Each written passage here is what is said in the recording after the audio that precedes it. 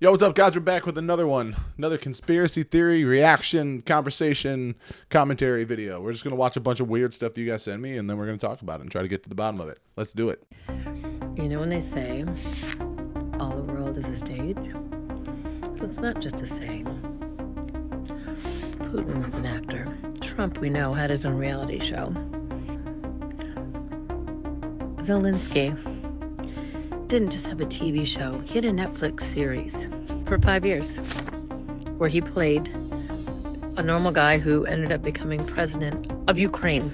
Every single one of them has an IMDb. And here's the kicker.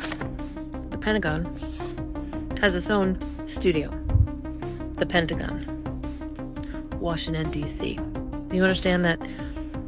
And I want you to Google this and look it up for yourself. Obama, lovely Obama, has a production company. He has a deal with Netflix for over 200 movies. One of them including Leave the World Behind. He produced that, one of the producers on it. Now people would say, oh, he's just giving his advice because he was president, therefore he can give some good, feedback on when they're really writing it. Stop. When are you guys gonna wake up?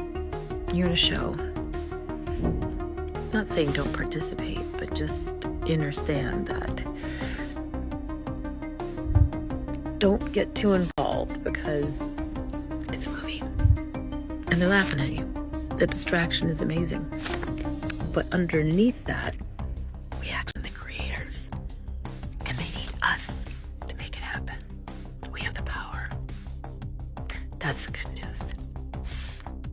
And damn it all started with you, Ronald Reagan. Open the door for all these actors to become world leaders. You son of a gun. This train disappeared and reappeared. 20 years later, and what was found inside shocked the world. The train left New York in 1940 with 70 passengers on board. It was supposed to be headed to Birmingham. For everyone on board, it seemed like a normal trip until something happened that would change their lives forever. Suddenly, the train's signal disappeared, and no one in the control room could contact the conductor. It was almost as if the train had evaporated and ceased to exist. Authorities immediately sent out a large number of police and dogs to search for the train, but they could not find anything. After 8 months of searching, the investigation was called off. Families mourned their loved ones, and the authorities paid compensation and apologized. But on January 14th, 1960, 20 years later, a hunter spotted a train inside the George Washington National Forest. As he got closer, he realized it was the train that had gone missing in 1940. The police were called, and what they discovered inside the train shocked the world. Click the plus sign and comment "train" to see part 2. Son of a bitch! They always do that. And you know what? I looked for part 2. I just looked for part 2. I just spent probably 5 minutes looking for part 2 right now. And guess what? There is no part 2. There's no part 2. We will never know what they found on that train because there is no part 2. Amazing. Fuck you. Whoever's page that is, fuck you. Whoever sent me that video, fuck you. Just give me fucking blue balls right now for a ghost train story. I'm never going to let you live this down. I'm never going to be able to forget about it. It's going to haunt me to my grave.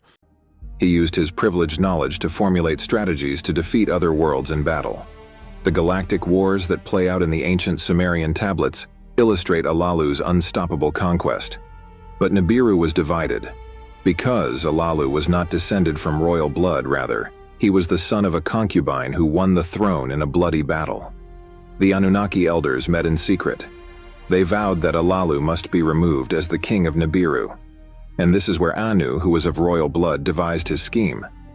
Anu held a meeting with Alalu's grandson, Zu, in secret. Zu was known as He Who Knows the Heavens because his knowledge of the stars and planets was unrivaled. Anu realized that Zu's knowledge could only come from one place. Anu realized that Zu had been studying the Tablets of Destinies, and that meant Zu knew where the tablets were kept. Anu made a tempting offer to Zu. If Zu agreed to steal the Tablets of Destinies from his grandfather King Alalu, Anu would protect him. Anu would become king, banish Alalu, and Zu would keep the tablets for himself. There was nothing Zu wanted more than to obtain all the knowledge held in the tablets, so he agreed to Anu's plan. Zu snuck Anu into Alalu's chamber, disguised as his cupbearer. While Zu went to steal the tablets, Anu attacked Alalu. The two of them fought until Alalu bowed before Anu and begged for his life. Anu agreed to spare Alalu's life on the condition that he and his followers, called the Igigi, left Nibiru and never returned. Alalu took the Igigi and fled Nibiru, and Anu took the throne. Anu was surprised that Alalu didn't put up more of a fight, but Alalu had seen something in the Tablets of Destinies. Alalu knew that Nibiru's time was running out. The tablets showed Alalu that Nibiru follows a tilted and elliptical orbit. As its orbit takes it further away from the sun, life on Nibiru would face a slow death. Alalu tried to create a protective atmosphere around Nibiru by dropping powerful weapons into the volcanoes across the world. These weapons were originally made for war and were called weapons of terror because everything they touched turned to dust. But dropping the weapons of terror into the volcanoes only temporarily sustained Nibiru's atmosphere. Hoping to find salvation out in the stars, Alalu ordered his scientists to send satellite probes in search of a new home. The probes found one planet that could sustain Nibiruan life. That planet was Earth. Once on Earth, Alalu marveled at the virgin planet, its fertile soil, vast oceans, and lush vegetation. But what Alalu discovered next would create a chain of events that led to the birth of the human race as we know it. Alalu and the Igigi established Eridu, their station on Earth. They began to explore and scan the planet for gold. Alalu and the Igigi found gold beneath the surface, as well as in the waters and marshes. Gold was more than just a precious metal on Nibiru. It was a natural resource the Anunnaki used to power the infrastructure on Nibiru.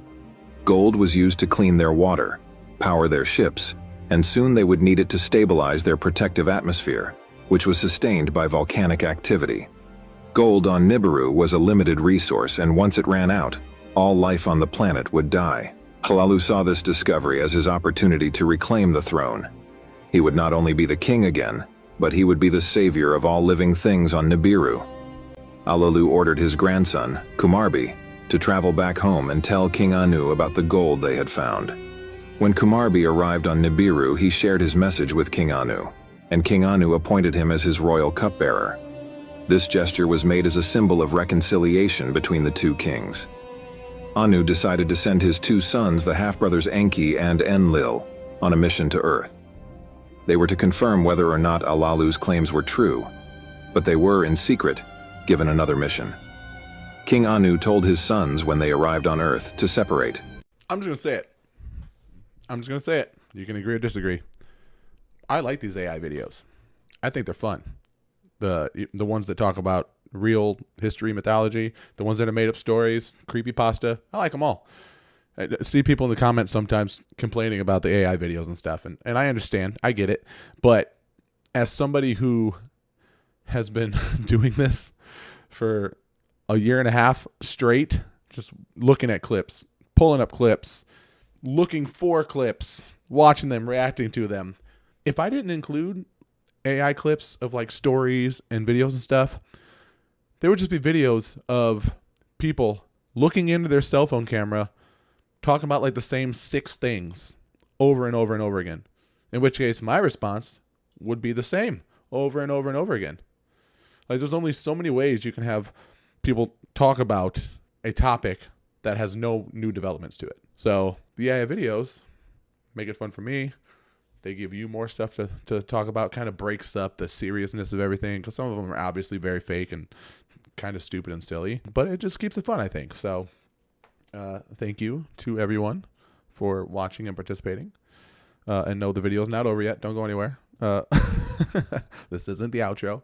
I'm saying thanks to everybody who watches, even if you don't like everything that we watch together. I appreciate you watching and hanging out to the extent that you do, and helping support me and the channel and this awesome Lucid community. That being said, I ain't never gonna stop watching some AI stuff. Shout out William Montgomery. Dad, what is that?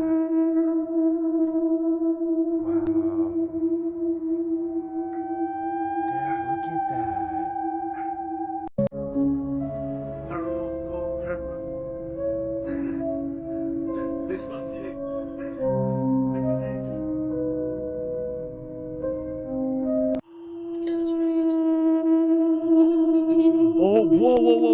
What is that? It's not like flying No. straight. It's like Yeah. moving. That thing's. That is not normal. Look at that, what it leaves. Yeah, Did it you might get-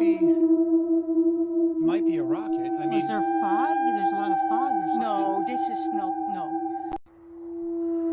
Paranormal caught on camera. This one's you. Look at this. All right, I don't know how many of those are real. Which real? That's what I'm saying. Even the ones that appear real could be fake. Who knows? That's what we're here watching. Some of those are wild though. If like some of those seem realer than other ones. Some like there was like one there that commentary seemed kind of fabricated. But then again, I don't know if people are like freaked out. Like they don't speak normally. They don't, their inflections are different. Their timing in which they speak is different. So who knows? I don't know. I mean, not that I know how those people normally talk. It just seemed a little odd. Either way, those are crazy. And it obviously wouldn't surprise me at all if they were all real. And I'm very thankful that somebody caught it on video. That's all I'm saying. Asmodeus was the first demon to tell King Solomon how they ruled Earth. King Solomon, son of David, the king of Jerusalem, was given a magical ring by God with his sigil that he could command demons with. He was building the temple to worship God. Here was this demon Ornius that every night would come to this little kid, take half of his food, half of his money. He would suck his thumb during the nighttime. And by doing so, he was literally taking his life force. Long story short, Solomon gives his ring to the little boy. The little boy is told to, next time Ornius comes, throw the ring at his chest. This will bind him, and then you tell him to come here. That I, King Solomon, summon him. The little boy waits for Ornius to come that night. He throws the ring. Ornius is sealed, and the little boy goes running to King Solomon. King Solomon is in his throne when the little boy goes running and tells him, I got him. He's at the gate of the palace. The king gets up, runs to the gate of the palace, and here he was, this Ornius. Ornius is then sealed to collect all of these megalithic, huge rocks to build this temple. In fact, the temple wasn't built by men, but it was built by the demons afterwards. All of these things that men couldn't do, the demons did. Ornius wants to get out of this deal and tries to trade with Solomon. And Solomon says that he wants the prince of demons. So Ornius says, I'll bring you Beelzebub, as long as you set me free. Solomon had no intention of setting him free, but he gives him this ring and he says, throw it at Beelzebub and you tell him that I'm summoning him. So next thing you know, Beelzebub is now at the palace. Now he is also sealed and under the dominion of King Solomon. Once Beelzebub is there, Solomon asks him if there are female demons, and this guy says, yes, there are. And Solomon says, I want one. Beelzebub, at this point, he starts his negotiation to be released. Now Beelzebub goes and gets this female demon that's called Anoscalus. She was a very pretty female demon, light-skinned with light-hued hair. He seals her to always continuously, morning, noon, and night, to weave the hemp ropes, and those ropes were going to transport these huge stones. Solomon then said, I want another prince of darkness. And boom, Asmodeus appears. This is when he gets the news. First, that Solomon is not going to have dominion over the demons for long, that it's only a temporary thing. And short will be thy tyranny over us, and then we shall again have free range over mankind, so that as they shall revere us as if we were gods, not knowing, men, that they are the names of angels set over us. And then he goes on to explain how all of the gods of religions are demons. And all of the demons are the children of angels with mortal women. So right here we have a twist. Every religion has a different definition for what a demon is. I found this super interesting and very complete because he goes into detail about hundreds of demons, what their star is, who fathered them, what abilities they have, and what they do unto men. I'm going to find the most interesting stories and the most interesting demons and share them with you. Do you believe what Asmodeus said? That demons are the false god, children of angels with mortal women? You know what, lady with the lisp? I honestly have no idea. That's a cool video, though. I was kind of confused, like, through the entire video, what the point was. I had no context until the end, when you basically said what the purpose of the video was. And that's actually pretty interesting. No, I had not considered that. Does that mean that all of these methyllithic megalithic? Okay. I'm not going to delete this. I'm keeping this in. Does that mean that all the megalithic structures were created by demons? The Nephilim? Is the Nephilim a demon? That's the same thing, right? I don't know. You let me know. Let me know what you think. I'm not super big on all this stuff. It's cool to talk about, fun to learn about, cool to listen to, but I do not know. So if you know more about me, fill me in on some more information about this in the comments, and subscribe to the channel if you are not already. Comment below what you want to see in the next one, as well as any more information you have on any of the clips that were in this video, and I'll see you in the next one. Peace.